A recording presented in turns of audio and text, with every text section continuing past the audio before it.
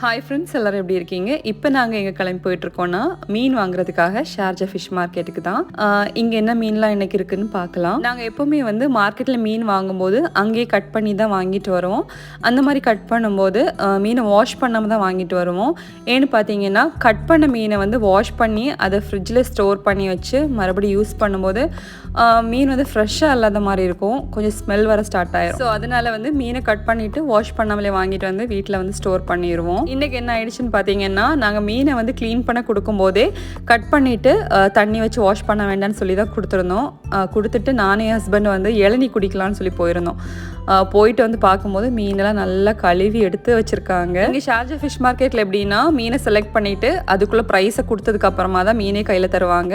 மீனை வாங்கிட்டு அதுக்கப்புறமா தான் அதை க்ளீனிங்கே கொடுப்போம். ஸோ வந்து இப்போ வாஷ் பண்ணியாச்சு, நீ ஒன்றுமே பண்ண முடியாது. நான் அப்படியே ஃப்ரிட்ஜில் ஸ்டோர் பண்ணிட்டேன். ஓகே ஃப்ரெண்ட்ஸ், வீடியோ பிடிச்சா லைக் பண்ணி சப்போர்ட் பண்ணுங்கள்.